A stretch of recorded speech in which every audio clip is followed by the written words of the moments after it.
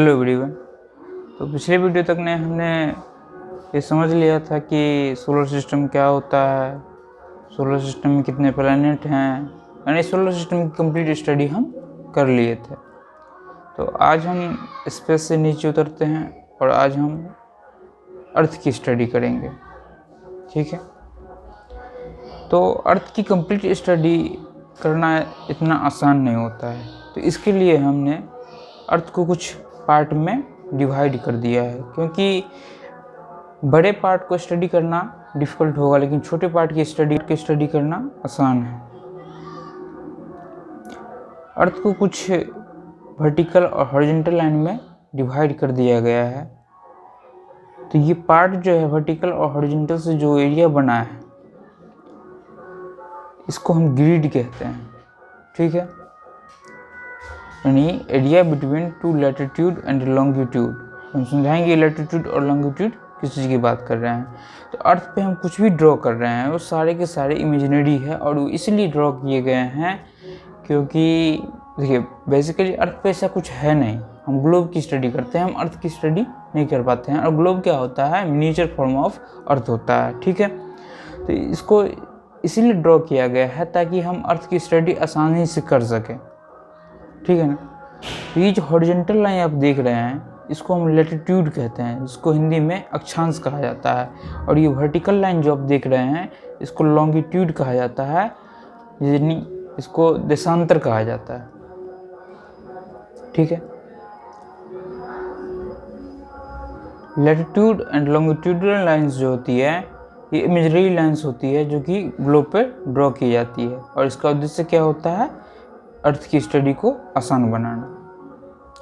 In horizontal lines पे climate होता है जो कि सेम होता है, यानी इस हॉरिजॉन्टल लाइन पे अगर कहीं पे भी कहा जाए तो ये क्लाइमेट कैसा होगा? हर जगह सेम होगा। और वर्टिकल लाइन पे क्या होता है? टाइम और डेट सेम होता है। यहाँ तक क्लियर है? वीडियो में आगे बढ़ने से पहले हम ये समझने की कोशिश करते हैं कि इक्वेटर क्या होता है, एक्सिस क्या होता है और पोल क्या होता है, तभी आगे के पॉइंट समझ में आएंगे। तो देखते हैं। जैसे मान लीजिए कि ये मैंने अर्थ बनाया। ठीक है, अर्थ को वो लाइन, वो लैटिट्यूड हॉरिजॉन्टल लाइन जो उसको दो इक्वल पार्ट में डिवाइड करता है उसको हम क्या बोलते हैं? इक्वेटर बोलते हैं। ठीक है, इक्वेटर कहने का मतलब होता है भूमध्य रेखा। भू मतलब होता है जमीन और मध्य मतलब होता है बीच, यानी पृथ्वी के बीच से गुजरने वाली रेखा को क्या हम बोलते हैं? भूमध्य रेखा, या इसको हम इक्वेटर बोलते हैं। ठीक है, अब हम बात करते हैं पोल की। ठीक है, ये इस पे दो पोल होते हैं, एक नॉर्थ पोल होता है और एक क्या होता है? साउथ पोल होता है। और इस पोल से गुजरने वाली इमेजिनरी लाइन को ही हम क्या कहते हैं? एक्सिस कहते हैं। ठीक है, इस पोल से गुजरने वाली इमेजिनरी लाइन को क्या कहते हैं? एक्सिस कहते हैं।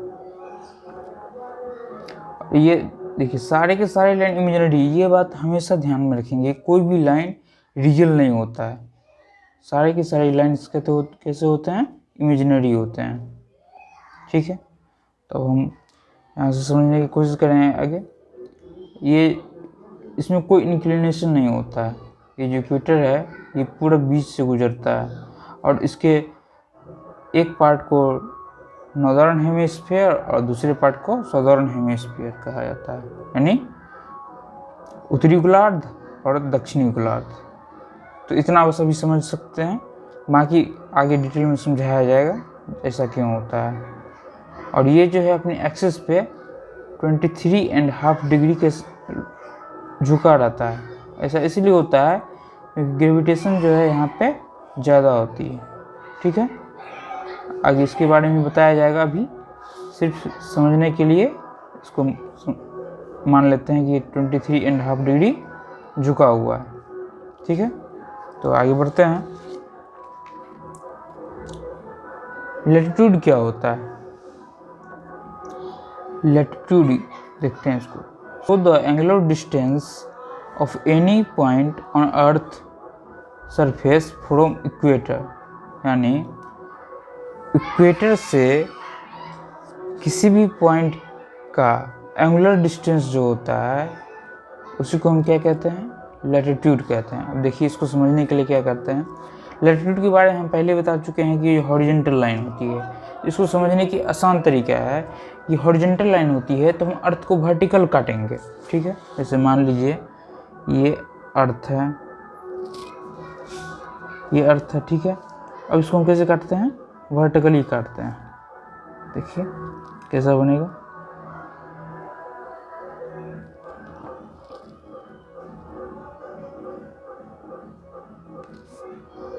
ये इस तरह से बनेगा, ठीक है। जितने भी एंगुलर डिस्टेंस जो मेजर किए जाते हैं उस सेंटर से मेजर किए जाते हैं, और अर्थ का सेंटर ये है, तो ये जो लाइन जाती है इसको हम 0 डिग्री बोलते हैं। और ये जो यहाँ से ये डिस्टेंस जो मेजर किया जाता है, जैसे मान लीजिए ये 10 डिग्री है, ठीक है। तो इसको हम क्या कहेंगे, यहाँ से जो इस तरह से मेजर किया जाएगा, एक सर्किल बनता है, इसको हम मान लीजिए 10 डिग्री है तो इसको हम 10 डिग्री नॉर्थ कहेंगे। और अगर ये क्लॉकवाइज डायरेक्शन में अगर इतना 10 डिग्री अगर शिफ्ट होता है तो इसको हम क्या कहेंगे, 10 डिग्री साउथ, ठीक। तो समझ गए कि ये क्या है, ये एक एंगुलर डिस्टेंस है। अब हम आगे समझने की कोशिश करते हैं। सेम लैटिट्यूड को मिलाने वाली लाइन को लैटिट्यूडनल लाइन कहा जाता है, अक्षांशीय रेखा कहा जाता है, ठीक है। टोटल लैटिट्यूड जो होती है वो 180 होती है। एक तो हो गया 0 डिग्री जिसको हम इक्वेटर कहते हैं, भूमध्य रेखा कहते हैं। उसके बाद हो गया 90 डिग्री नॉर्थ, तो मतलब 90 तो उधर हो गया, फिर 90 डिग्री साउथ तो 90 उधर हो गया, टोटल मिला के इतना हो गया 181 लैटिट्यूड हो गए। लेकिन टोटल लैटिट्यूडनल लाइंस की बात किया जाए तो वो 179 ही होते हैं, क्योंकि 90 डिग्री नॉर्थ और 90 डिग्री साउथ जो होती है ये लाइंस नहीं होती है, ये पॉइंट होती है, ठीक है। अब हम बात करते हैं लैटिट्यूडनल लाइंस की। तो लैटिट्यूडनल लाइंस के बारे में हमने ये देखा कि सेम लैटिट्यूड को मिलाने वाली लाइन को क्या कहते हैं, लैटिट्यूडनल लाइंस कहते हैं। अब इसके कुछ पॉइंट्स देखते हैं। जितने भी लैटिट्यूडनल लाइंस जो है ग्लोब पे ड्रॉ किए गए हैं वो सब के सब कैसे बना, क्या करते हैं, एक सर्किल बनाते हैं, ठीक है। और ये सर्किल जो होती है पैरेलल होती है एक दूसरे के, क्या है, all lines are parallel to each other and equator, ठीक है। और लार्जेस्ट पॉसिबल सर्किल जो कि अर्थ पे ड्रॉ किया जा सकता है वो इक्वेटर होता है। क्या होता है, इक्वेटर, भूमध्य रेखा। और जैसे जैसे हम इक्वेटर से पोल की तरफ मूव करेंगे ये सर्किल का साइज जो होता है ये छोटा होता जाता है, ये सर्किल छोटा होता जाता है एक तरह से, ठीक है।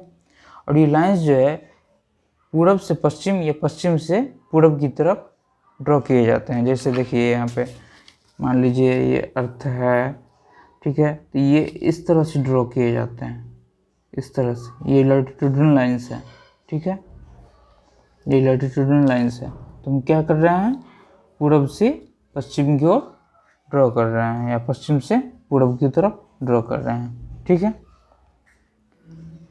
अब हम आगे देखते हैं। ये दो लैटिट्यूडनल लाइंस के बीच का जो गैप होता है वो 111 किलोमीटर होता है, ठीक है। यानी दो कंटिन्यूस लैटिट्यूडनल लाइंस के बीच का गैप कितना होता है, 111 किलोमीटर होता है। 0 डिग्री को इक्वेटर कहा जाता है। 23.5 डिग्री नॉर्थ को ट्रॉपिक ऑफ कैंसर कहा जाता है। इसको याद रखना है, 0 डिग्री को क्या कहा जाता है, इक्वेटर। 23.5 डिग्री नॉर्थ को ट्रॉपिक ऑफ कैंसर कहा जाता है। 23.5 डिग्री साउथ को ट्रॉपिक ऑफ कैप्रिकॉर्न कहा जाता है। ट्रॉपिक ऑफ कैंसर कहने का मतलब वो है कर्क रेखा, और ट्रॉपिक ऑफ कैप्रिकॉर्न कहने का मतलब हो गया मकर रेखा। 66.5 डिग्री नॉर्थ को आर्कटिक सर्किल कहा जाता है, और 60 6.5 डिग्री साउथ को अंटार्कटिक सर्किल कहा जाता है। ये देख सकते हैं सारे के सारे पॉइंट्स यहाँ पे दिए गए हैं। अब हम बात करते हैं लॉन्गिट्यूडिनल लाइंस की।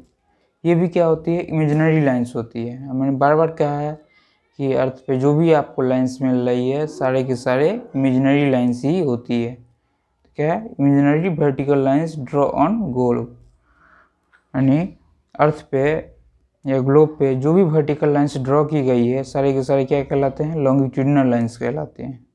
ये नॉर्थ से साउथ या साउथ से नॉर्थ की तरफ ड्रॉ किए जाते हैं। और ये लॉन्गिट्यूडिनल लाइंस जो होती है ये सेमी सर्कल बनाती है। मैंने लैटिट्यूडिनल लाइंस के बारे में बताया था कि ये सर्कल बनाती है, कंप्लीट सर्कल बनाती है, जबकि लॉन्गिट्यूडिनल लाइंस क्या बनाती है, सेमी सर्कल यानी अर्धवृत्त बनाती है।